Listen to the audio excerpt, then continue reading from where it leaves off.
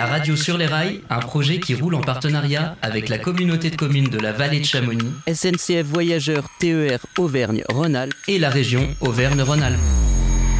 Globule Radio, la radio sur les rails. Vous le connaissez, il est boulanger paysan, on dit. Ah, d'accord. Boulanger paysan, puisqu'il cultive des céréales, il fait sa farine, il fabrique et il vend lui-même son pain. Et c'est le pain du Chibon, donc vous l'avez sûrement goûté, je pense. Le plus délicieux, j'avais cette pain à mon mariage.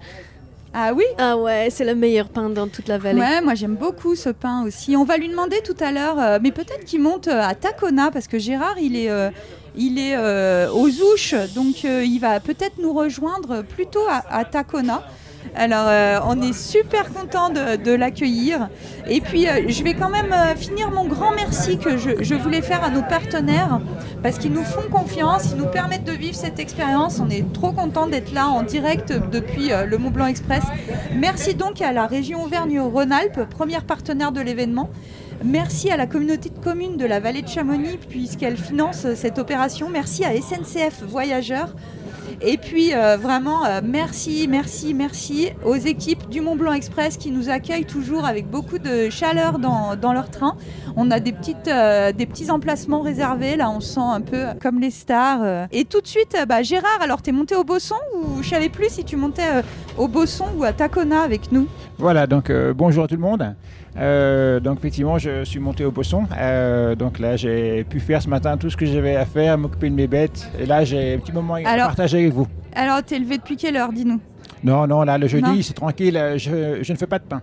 Donc là, c'est journée... Alors là, on a pas mal de choses à faire, parce qu'on est en train de préparer la bataille pour dimanche. Et voilà, puis, on va parler de tout ça, mais de ton pain, on en parlait avec Kirstine, parce qu'on disait qu'on l'adorait, puisque tu cultives tes céréales, tu fais ta farine, tu fabriques et tu vends toi-même ton pain, mais... donc le pain du Chibon. Ça fait combien d'années que tu fais ça déjà? Ça fait 10 ans. J'ai commencé août 2013 précisément, donc ça fait pile 10 ans. D'accord. Et on le trouve où ce pain? Tu peux rappeler à nos auditeurs ça m'étonnerait que certains de nos auditeurs n'aient jamais goûté le pain du Chibon, mais peut-être tu peux leur rappeler où ils peuvent acheter ton pain?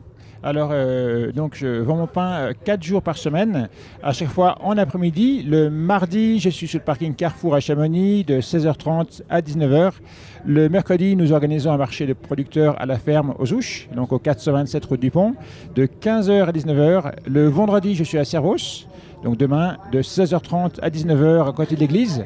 Et le samedi, je vends mon pain sur le parking Gamme Vert à Salanches, même horaire, 16h30, 19h. Ok, bon, voilà, vous le savez maintenant.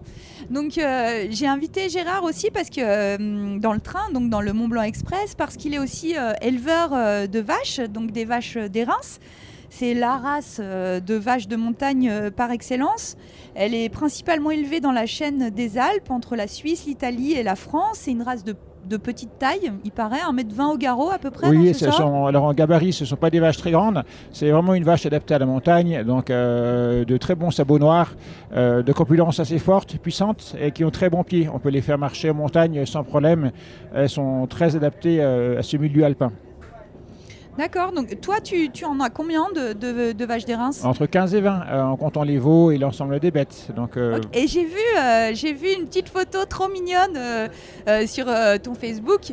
Tu as eu une naissance là récemment? Oui, c'est une petite génisse. Mon fils a choisi de l'appeler Ultra. Donc c'est la fille à nacre. Alors la plupart de mes souches de vaches viennent de chez Patrick Ancet. Quand j'ai voulu commencer des bêtes, je connaissais un petit peu les uns les autres, et puis ils m'ont dit va voir Patrick, il a des bêtes à acheter. Donc Patrick de Valorcine. Exactement, qui est guide et qui s'est passionné également pour l'élevage des érins.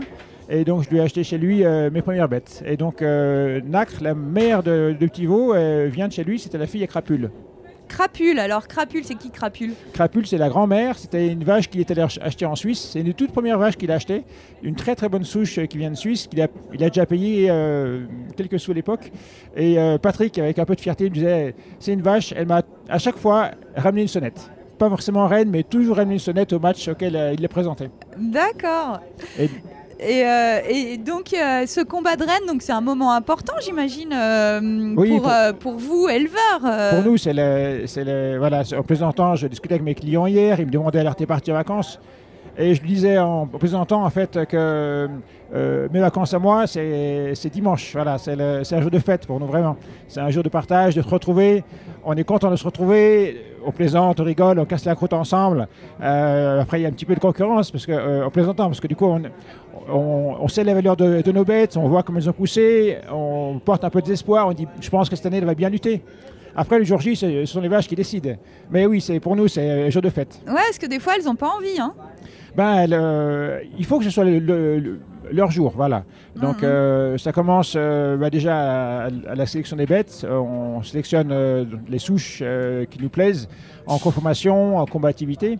On essaie de faire des croisements adaptés via les taureaux. On espère forcément une femelle au vélage. Et puis après, on l'élève et on suit son parcours depuis qu'elle est petite. Elle commence à lutter à partir de 15 jours, 3 semaines à l'étable. Et puis après, quand elle sort au pré. Ah, dès 15 jours, 3 semaines de vie ? Voilà, en fait, moi, tous les veaux chez moi sont à la bas de l'étable, ils vont téter quand ils veulent. Et puis, spontanément, à partir de 3-4 semaines, ils commencent à jouer. C'est un jeu, mais à se pousser autre chose. Et puis après, au bout de 2-3 mois, il y a une hiérarchie qui est installée dessus à l'étable. Avant de sortir au pré, il y a une hiérarchie installée entre les veaux. Et puis, en fait, ça nous permet de suivre le comportement des veaux au pré, la première année, la deuxième année. Et puis après, on voit bien un petit peu le comportement des unes et des autres avec les ascendances des bêtes qu'il y a devant. Donc, et après, notre job à nous, en tout cas moi c'est comme ça que je le conçois, c'est d'amener les bêtes le jour J pour qu'elles soient à leur optimum. C'est-à-dire en fait, j'amène des bêtes qu'elles peuvent gagner. Je les amène donc s'ils sont des bêtes adultes, lorsqu'elles ont un âge un petit peu avancé, 6-7 ans minimum, c'est une race à croissance lente, elles sont leur optimum de croissance et de développement corporel d'expérience, c'est 8-9 ans, c'est là où elles sont les meilleures, parfois 7 ans. Donc moi j'amène que si elles sont à leur optimum. Et après ce qui est important aussi, c'est de préserver leur mental. Un petit peu comme un grand sportif. Il faut qu'elles soient bien dans leur tête. Il faut qu'elles aient trouvé leur place dans le troupeau et puis qu'elles soient fortes et sûres d'elles. Une vache qui est un petit peu à l'écart, qui a du mal à trouver sa place, qui se fait rebrouer à chaque fois autre chose, c'est compliqué pour elles. Elles sont très très fières et elles ont besoin d'être bien dans leur tête. Donc cette année, je pense que mes vaches sont pas mal. On verra ce que ça fait, mais... Alors, t'en emmènes combien cette année au combat de vaches J'en emmène 6. 3 vaches adultes, donc en section. Alors, pour les auditeurs qui ne connaissent pas, donc, il y a 6 catégories. Donc, il y a 3 catégories adultes. En fait, ce sont des vaches adultes qui ont qui sont deuxième veau, c'est-à-dire qui sont minimum... qui ont entre 4 ans jusqu'à 10-11 ans. Ah, d'accord. Et après, en fait, on pèse les vaches le matin et on fait 3 catégories de vaches. La catégorie 1, c'est les plus lourdes. Catégorie 2, c'est les bêtes intermédiaires. Et la 3e catégorie, c'est les bêtes les moins lourdes dans les vaches adultes. Après, on fait une catégorie premier veau. C'est des vaches qui ont fait leur premier veau, donc qui ont eu 3 ans, qui vont vers la 4e année, qui sont pleines du 2e. Et ensuite, il y a une catégorie génisse. Donc, c'est des vaches qui n'ont encore jamais vélé, qui sont portantes de leur premier veau, qui vont véler quelques mois après. Et sinon, il y a une catégorie génissons. C'est des génissons qui ont environ 1 an et demi, qui sont de l'hiver, qui auront 2 ans dans l'hiver ou en fin d'hiver. Et donc, c'est des veaux qui n'ont pas encore été... encore des veaux qui n'ont pas été inséminés, qui sont inséminés de l'hiver. Voilà. 6 catégories. Donc, 6 catégories. Toi, tu as une vache par catégorie ou... Non, alors je présente 3 vaches adultes. J'en espère 2 en 2e catégorie. Une en première. Donc ça va dépendre de leur poids. Exactement. Et puis après, j'amène 3 génisses, donc ils seront de la même catégorie. Donc c'est la catégorie 5. Mm-hmm. Et donc là, il n'y a pas de catégorie de poids en fait. Donc c'est une question d'âge. Ah oui, d'âge. Elles ont toutes le même âge. Elles doivent être nées entre le fin août, mi-août jusqu'au 15 juin. Voilà. Alors du coup, elles ont toutes les mêmes âges. Par contre, suivant les souches, la manière dont on les élève, il peut y avoir un peu des différences de gabarit. On le verra bien dimanche. J'ai la chance, moi, d'avoir eu des souches et un taureau qui m'a laissé de très très beaux gabarits. Donc on verra, mais il est probable qu'en génisse, j'ai au moins une des deux qui est la plus lourde. Une des deux fait déjà 670, ce qui est déjà un poids conséquent en vache adulte. Et Morzine en catégorie adulte, qui sera en première catégorie, sera certainement la plus lourde. Elle va faire 800 kg là. D'accord. Donc nous sommes toujours en compagnie de Gérard à bord du Mont Blanc Express. Donc est-ce que rapidement, parce qu'on arrive à Servoz et tu vas redescendre, tu peux nous raconter comment tu as choisi cette race ? Pourquoi cette race? Un peu par accident, en fait. J'étais venu, quand j'étais à l'armée, j'étais au 27 BC à Annecy, et lors d'une permission, je suis venu à Chamonix, et il y avait les batailles des rennes à Argentière. Et j'ai découvert cette race-là un petit peu par accident, alors que nous, mes parents faisaient du lait, on ne connaissait pas du tout. Et puis, j'ai eu l'occasion d'aller 2 fois à la bataille régionale, à la grande finale régionale en Aoste. Et cette ambiance, ça m'a beaucoup plu. Et j'ai gardé ça de la tête. C'est sympa, ce serait sympa d'en élever un jour.